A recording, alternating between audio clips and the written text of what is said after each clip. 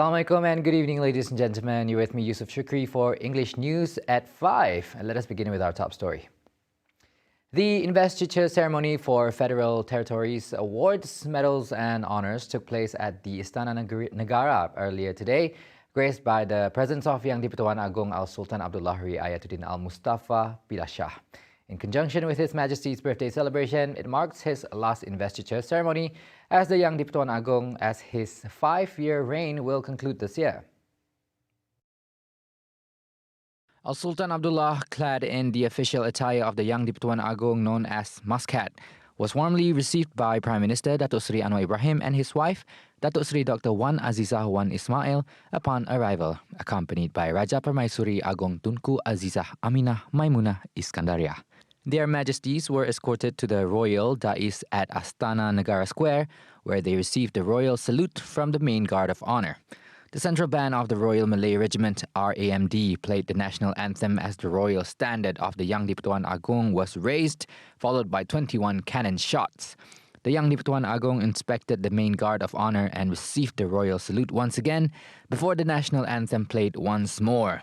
Subsequently, Al-Sultan Abdullah and the Raja Permaisuri Agong, accompanied by Anwar and Azizah, left the Royal Dais to proceed to the Balai Rung Sri for the investiture ceremony.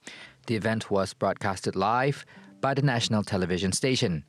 On January 31st, 2019, Al-Sultan Abdullah, then the Sultan of Pahang, took the oath of office as the Yang di-Pertuan Agong. His Majesty was elected by the Malay rulers during the 251 special meeting of the Conference of Rulers at Istana Negara on January 24th, 2019 for a 5-year term.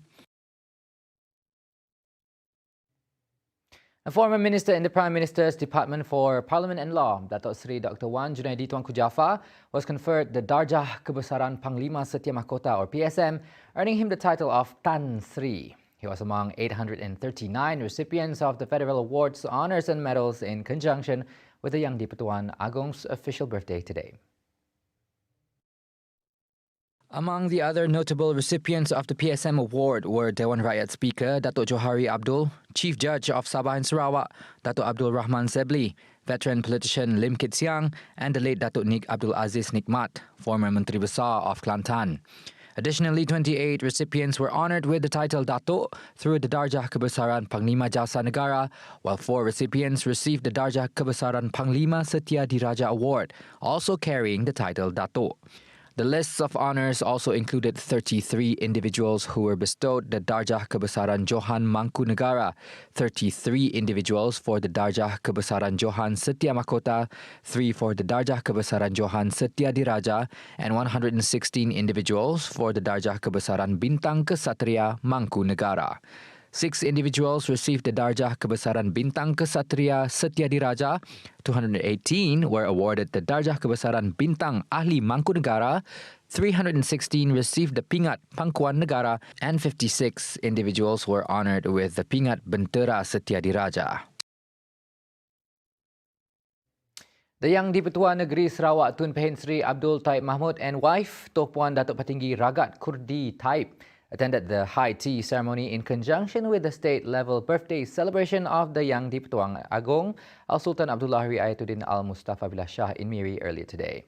His Excellency arrived at 10:30 a.m. accompanied by Sarawak Premier Datuk Petinggi Tan Sri Abang Johari Tun Openg, along with State Legislative Assembly Speaker Tan Sri Datuk Amar Muhammad Asfia Awang Nasar and Sarawak State Secretary Datuk Amar Muhammad Abu Bakar Marzuki. The program features a special video presentation called Dirgahayu Tuanku, highlighting Malaysia as a country under the rule of the Yang di-Pertuan Agong. Tun Taib also officiated the Pulut Kuning cutting ceremony, accompanied by Abang Johari to symbolize the official birthday anniversary of the 16th king. Attendees of the event were also entertained by a video presentation from the State Protocol, Ceremonies and Event Management Unit, UPAN, titled Symphony Tuanku, as well as a musical and dance performance from the Sarawak Arts Council. Last night, Tun Taib and wife, Ragat Kurdi Taib, attended a Thanksgiving ceremony at At-Taqwa Mosque, Miri. This year marks Al-Sultan Abdullah's 5th official birthday celebration, falling on 16 Zulqa'edah 1444 or June 5, 2023. Miri was chosen as this year's host for the celebration, and Sarawak Transport Minister Datuk Sri Lee Kim Shin was tasked with organising the event, along with Deputy Minister of Food Industry, Commodities and Regional Development Sarawak, Datuk Dr. Abdul Rahman Ismail, Deputy Minister of Public Health, Housing and Local Government Sarawak, Datuk Dr. Penguang Manggil, as well as Deputy Minister in the Sarawak Premier's Department, Labour, Immigration and Project Monitoring, Datuk Gerawat Gala. Now, Yang di-Pertuan Agong Al-Sultan Abdullah Riayatuddin Al-Mustafa Billah Shah expressed deep concerns over the issue of the use of the word Allah, which he feared would become a prolonged polemic and could affect national unity and the well-being of the country if not resolved immediately. Al-Sultan Abdullah said this considering the polemic of the use of the word Allah is not a debate about terminology and linguistics, but related to the issue of the faith of the Muslim community, and any confusion will only invite disaster.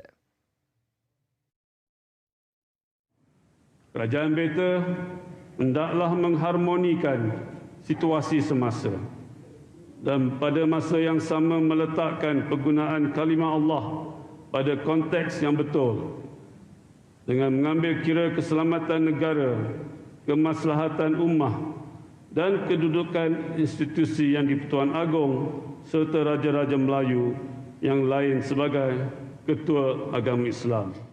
Accordingly, Al-Sultan Abdullah said that in dealing with such a sensitive issue, all parties should take a wise and orderly approach and be imbued with a high spirit of tolerance. The king also said that this is in line with the first principle of the Rukun Negara, which is belief in God, which, among other things, emphasizes that the concept of religion is very important in the life of the Malaysian community and it should not be used as a basis for disputes and arguments.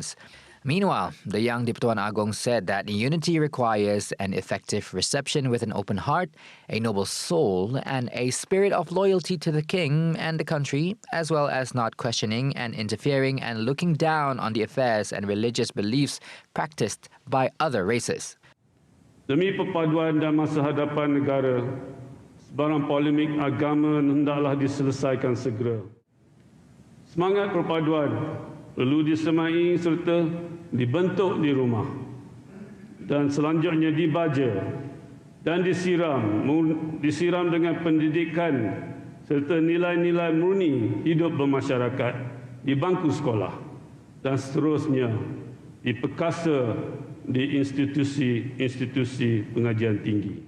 On May 17th, Prime Minister Datuk Seri Anwar Ibrahim announced through a statement that the Cabinet has obtained the consent of the Yang di-Pertuan Agong to submit its proposal to improve the enforcement of policies relating to the use of the word Allah by non-Muslims to the Conference of Rulers. Now, Malaysia's first quarter QI return on investment ROI for 2023 records 71.4 billion ringgit. According to the Prime Minister Datuk Seri Anwar Ibrahim, this is a 5.6% increase to the country's gross domestic product GDP compared to last year. The successful investment, he said, is due to a meticulously planned and joint effort between the Cabinet of Ministers, the public and the private sector, especially with the Malaysia Madani budget that was tabled during the previous Parliament sitting. The spirit of developing Malaysia Madani, added Anwar, is the key to this success, and it will continue to spur the country's development while upholding values that are focused on the social well-being of the people. Now, 5 people, including a toddler, were killed and few others injured in a 2-vehicle collision at Mile 50, Jalan Sibu Bintulu today. The deceased in the accident were identified as Marcos Marikan, 26, Alicia Bathurst Langi, 24, Alessandro Colin Stewart, 2, Marikan Elias Langkan Legi, 61, and another male whose identity has yet to be established. State Fire and Rescue Department Deputy Director for Operation Henderi Ardiman Shah said the department received a distress call at 10:09 a.m. regarding the incident that involves compact car and a sport utility vehicle SUV. Victim from the compact car, Alicia Bathrish Langi, 24, was pinned on the passenger seat and was pronounced dead at the scene, while 2-year-old toddler was pronounced dead at Selangor's health clinic. Two teenagers were rushed to the same clinic by members of the public, while Stewart Tuah, 25, suffered minor injuries and was successfully extricated from the wreckage. Meanwhile, 3 victims from the SUV were pronounced dead at the scene, which are 26-year-old Marcos Marican, 61-year-old Marican alias Langkan Legi, and a male victim whose identity has yet to be established. 2 other victims, a man and a boy from the SUV who suffered serious injuries, were rushed to the clinic by ambulance.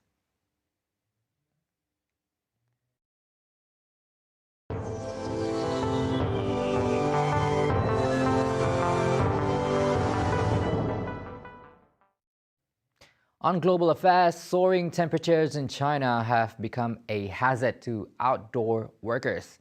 Earlier today, the temperature in Beijing hit 35 degrees Celsius and may rise even further to more than 40 degrees Celsius, according to China's national weather forecast. To be honest, I'm worried about heat stroke. I've had heat stroke before. Now when it's very hot, I don't feel very well. It doesn't affect work that much. We just work less for a while, have a big break at lunchtime. When it's hot at noon, we drink more water for fear of heat stroke and finish work later in the evening. This is all we can do. 3 layers inside and 3 layers outside. You put on a sunscreen, a hat, a sunscreen jacket, and wrap yourself up tightly. Then it gets even hotter, not too comfortable in summer anyway.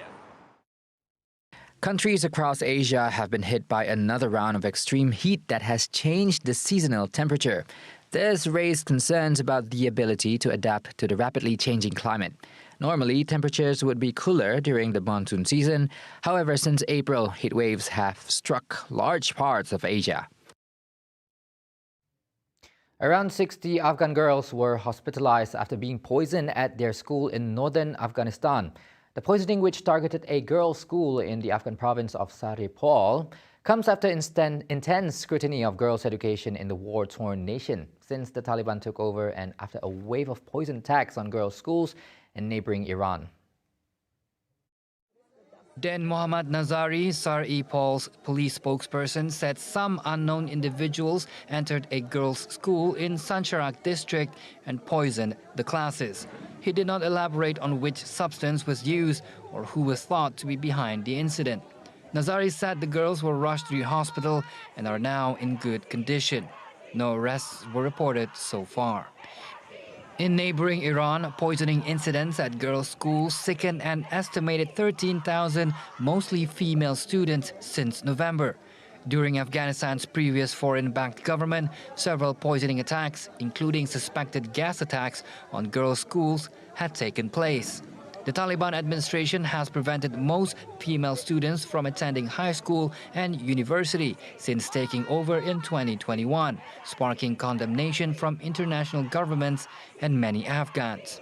Taliban authorities have kept primary schools open for girls up until the age of around 12 and say they are in favor of female education under certain conditions. And finally, a large number of people gathered along the Yamuna River banks in India on Sunday to form a human chain, all in an effort to save the river from heavy pollution. Called the Yamuna Sansad Initiative, it aims to draw attention to the dire state of the river, burdened with sewage and industrial waste. People from various walks of life form a human chain at multiple locations, including Ito, Wazirabad, Kalindikunj, Gita Colony, and Old Usmanpur. The initiative has received significant support from social, cultural, and religious organizations, with many representatives participating in the campaign. The convener of the Yamuna Sansad, Ravi Shankar Tiwari, mentioned that the human chain represents the people's resolve to contribute towards revival of the Yamuna River. Despite years of government efforts to clean the river, it has unfortunately turned into a drain. The participants aim to raise awareness about this critical issue and demand action to rejuvenate the Yamuna. Gopal Raj, the Environment Minister of Delhi, expressed his belief that the rejuvenation of the Yamuna will only be possible through joint efforts by the government and society.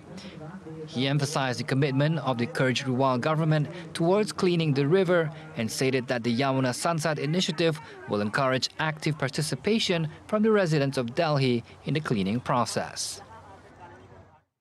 And that's all the time we have for TVS English News at 5. Once again, my name is Yusuf Shukri. Thank you for watching and have a good day ahead. Assalamualaikum.